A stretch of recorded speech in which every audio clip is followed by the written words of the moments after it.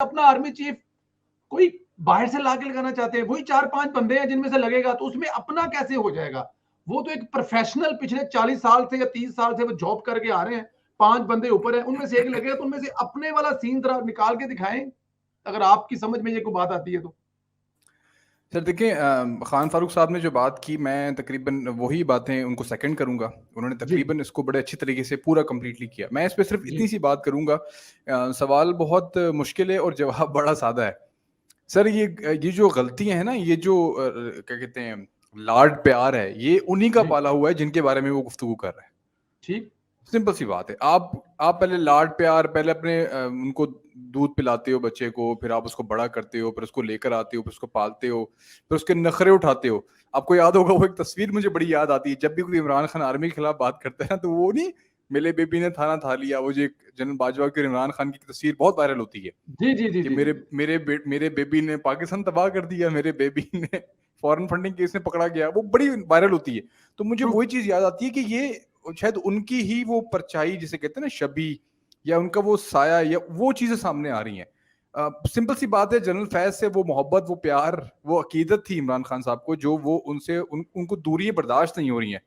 और वो जो ख्वाब बैठ के देखा करते थे एक कमरे में बैठ के, और वो एक होती थी कि आप आर्मी चीफ, और क्या पता आर्मी चीफ खेलते भी हों उस वक्त, और वो बैठ के वो घर से कोई 4 स्टार के लेके आते हो, बैजेस वगैरह वो पहनाते भी हों, रिहर्सल्स भी करते हो आर्मी चीफ बनाने की।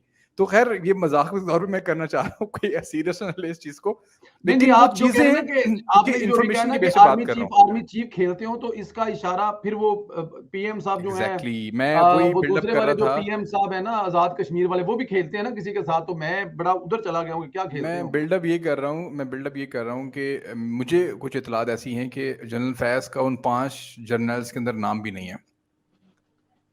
अच्छा जी, जी, तो ये तकलीफ इसलिए बढ़ती जा रही है, और अपना आर्मी चीफ का मकसद, सवाल जो था ना, ये जो जी, इमरान जी, खान ने बात की कि अपना आर्मी चीफ, वो शायद इस कॉन्टेक्स्ट में बात की है कि क्योंकि उसके अंदर जनरल फैज, क्योंकि जनरल फैज लास्ट है बिल्कुल, अगर सीनियोरिटी के हिसाब से देखा जाए तो लास्ट में है, उनको ऐड करना ना करना कोई इतना इंपॉर्टेंट था भी नहीं।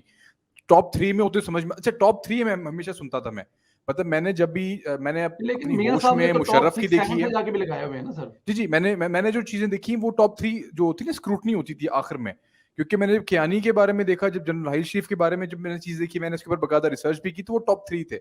हम अच्छा हमेशा जी, ये सुनते थे कि टॉप 3 में से कोई एक आ जाता है, मतलब जो मिथ है वो ये है कि टॉप 3 में से कोई आ जाता है, वरना सर तो हम टॉप 10 भी लगा सकते हैं कि टॉप 10 में से, क्योंकि लेफ्टिनेंट जनरल जो है वो तकरीबन सारे ही बहुत सीनियर होते हैं, और वो किसी न किसी बड़ी पोस्ट के ऊपर होते हैं। अगर मैं जनरल आसिम मुनीर, लेकिन मेरे ख्याल से अगर जो चीज़ मेन देखी जाती है, वो कैपेबिलिटी देखी जाती है, कुछ काबिलियत वगैरह होती है, वो डिफरेंट महाजों पे लड़े हुए हैं, या वो किन किन पोस्टों पे रहे हुए हैं, या उन्होंने जैसे जनरल आसिम मुनीर हैं, वो डीजी आईएसआई भी रहे हैं, वो डीजी मिलिट्री भी रहे हैं, वो पाकिस्तान कॉप्स भी रहे हैं, और ऐसी ही अभी नौयत का कोई भी लेफ्टिनेंट जनरल मौजूद नहीं है जिसके पास इतने सारे जो है ना, और ये सॉर्ड ऑफ ऑनर भी मिली हुई है इनको।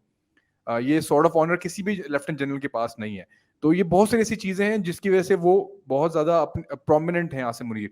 लेकिन इमरान खान साहब को जो अपना आर्मी चीफ जो सवाल किया, वो जी, इसलिए कहते हैं क्योंकि आसिम मुनीर साहब खतरनाक साबित हो सकते हैं उनके लिए, इस बेस के ऊपर जो माजी में उनके साथ जब वो DGISI थे, उस दौरान जो कहानियां सामने आई, उस बेसिस के ऊपर शायद वो खतरनाक काम है।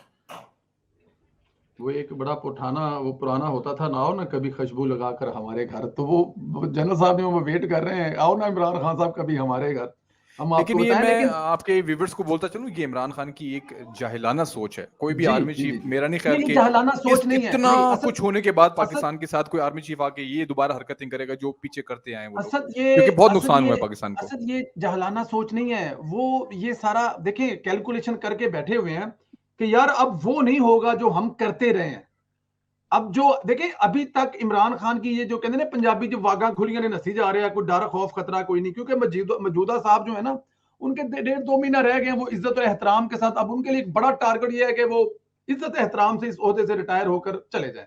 इसके अलावा मुझे उनका एक चीज टारगेट और क्या हो सकता कवर करने का मौका दें, मैं एक बात बड़ी कर गया। है। जी, देखिए, जनरल फैज भी जो है वो लेफ्टिनेंट जनरल हैं, एज अ जी, फौजी, एज एन आर्मी, मेरे लिए काबिल एहतराम है। मैंने ये जो बातें की, या मुझे बातें करने का जी, जो मौका मिला, वो जी। भी इमरान खान की वजह से ही मिला।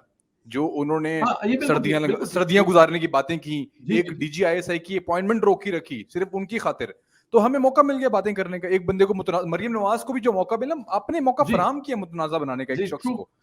जी, बिल्कुल अगर ठीक। उनकी दिल आजारी हुई हो तो मैं माजरत ख्वाह हूं।